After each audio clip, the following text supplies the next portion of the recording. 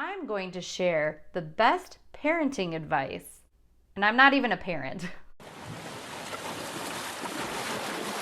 Hey Soul Surfers, welcome back to the channel. If you are new here and have not yet subscribed, go ahead and do that by clicking the subscribe button. You can also click the notification bell if you would like to be notified when new content is posted.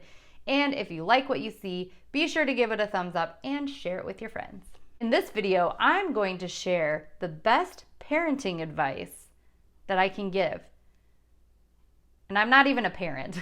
Well, I kind of am, I guess, but I don't have biological children. I also don't have adopted children or anything like that. I don't have any physical small children that I parent actively, but I have followed this parenting advice for myself, even though I don't have children, and it makes me a parent.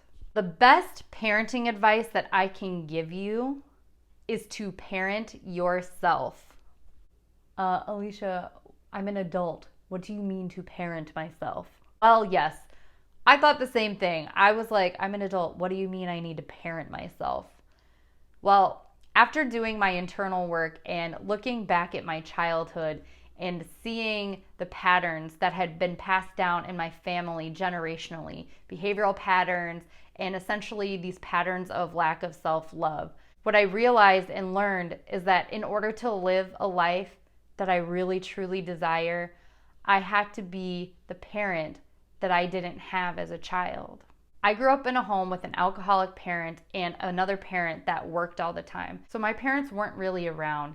And to me, even though I had somebody there to take care of me physically, I didn't really get the opportunity to bond so much with my parents at that time. And since they were so invested and involved in what they were doing and with my dad drinking and with my mom working, I didn't feel like I was loved. I didn't feel cared for, even though that was my reality and their reality may have been different.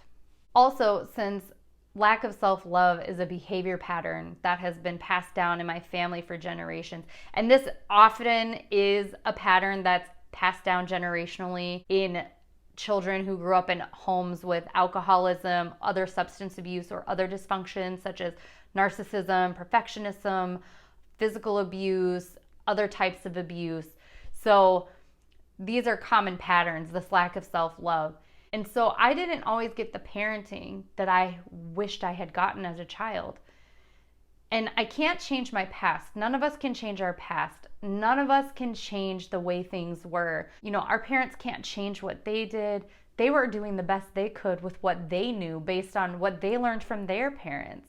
We're always all doing the best we can in every moment with what we know and what we've learned. So it's nobody's fault. It's nobody's fault that this lack of self-love is passed down. However, it is our responsibility to take control of our lives and change this behavioral and thought pattern around and break the cycle, so to speak. So by parenting myself or reparenting myself, what that means is treating myself in a way that I wished I had been treated as a child and giving that to myself. Now, every situation in life doesn't really have meaning. It only has the meaning that we give to it. Everything you see around you is meaningless except for the meaning you attribute to it.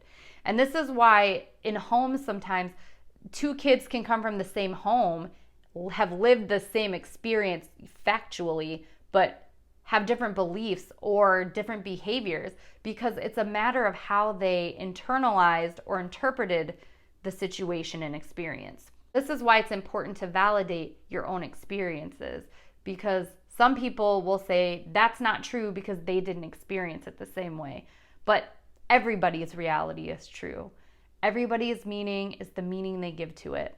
So when I was a child, I internalized what was going on around me is that I wasn't good enough, that there was something wrong with me, that my dad was drinking, that there was something wrong with me, that my mom had to work all the time, that there was something wrong with me, that I wasn't lovable, that I wasn't worth being around. There was also a lot of times in my childhood when I made mistakes and they weren't very well received. I was either severely criticized or berated, and sometimes had physical discipline imposed on me as well. And so I took that meaning on is that making a mistake is painful. And also, my parents would be mad at me. I think they would be mad or didn't love me because the mistake wasn't perceived by them as just something normal. It was something that I felt I took on the meaning that I wasn't allowed to do. So as a result, in my adult life, when I made mistakes, I would completely beat myself up over it. Sometimes I would physically harm myself as a form of punishment because I felt that mistakes were to be punished. That's what the lesson I learned was. That's the meaning that I gave to it, was that mistakes were meant to be punished.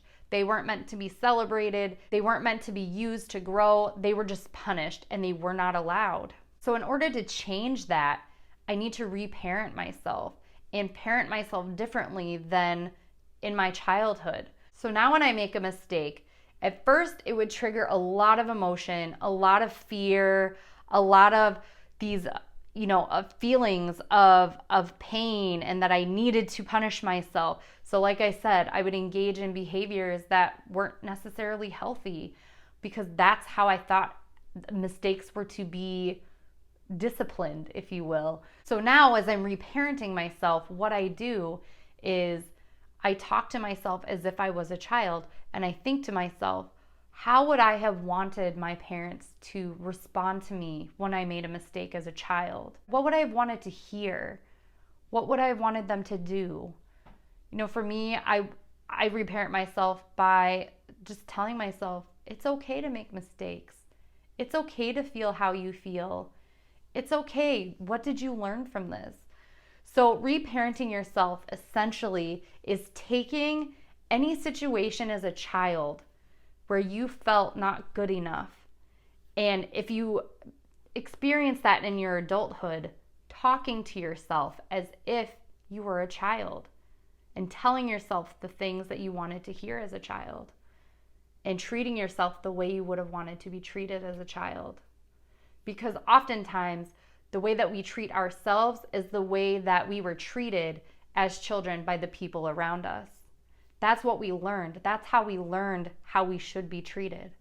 And again, it's not anybody's fault. These are all behavior patterns that were passed down generationally. But it is our responsibility to reparent ourselves and to break that pattern in the event that we choose to have children. Otherwise, these behavior patterns are just going to keep passing down generation to generation, and we will have to watch the people that we love. We will have to see them go through the same things that we experienced, even though we did not mean to treat them that way. So this reparenting concept really has to do with taking care of your inner child. If you're not familiar with the inner child, I made a video on it here. I'll link it here for you. You can check it out after this video. But the inner child is basically the inner essence of ourselves, who we were as children, before we were conditioned, before we took the meaning on in life that we did, and the beliefs that we did in life.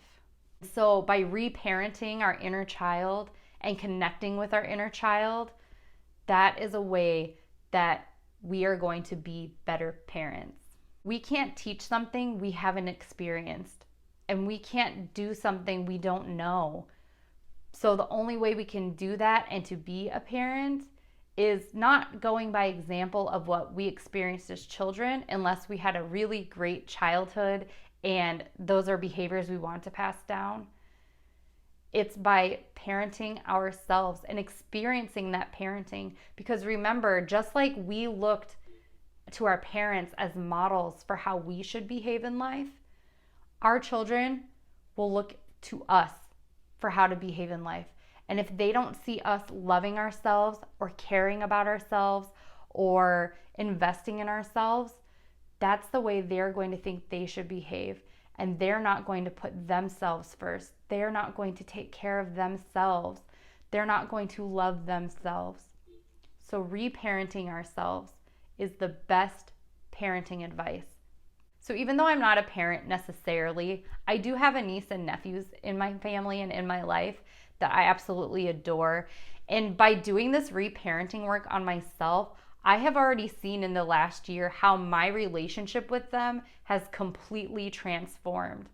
And they look and see the things that I do. And even though I'm not their direct parent, I am an influence in their life. And they can look to that as an example as well for their behavior and as a way to live. But truthfully, the most important job is as a parent. Parents spend the most time with the kids. So really take care of yourself, love yourself, parent yourself, and you're just going to blossom into the most amazing parent you can possibly be. And I'm not saying that you are not a great parent now. As I said before, we are all doing the best we can with what we know and what we have learned. Any way that you are treating yourself right now is a learned behavior. It was passed down to you. It is not your fault. But you have the opportunity to turn things around and change the way that you parent yourself, and that will in turn have an effect on your children. All right, soul surfers, if you are looking to reparent yourself and to take a look at your inner child, I have a few resources that are available. I'll link them in the description box below. The number one I would say is the 30 Days to Self-Love series I created. That was based off of a program that I did that is focused on inner child healing. And these 30 different things that I learned have really helped me reparent my inner child and make great strides in unlearning some old behavior patterns. I also have some guided meditations for healing your inner child. One is connecting with your inner child. The other is a healing your inner child through forgiveness meditation with the power of Ho'oponopono. Again, I'll link those down below for you. Thank you so much for joining me today. If you liked what you saw, don't forget to give it a thumbs up. Otherwise, I will see you in the next video.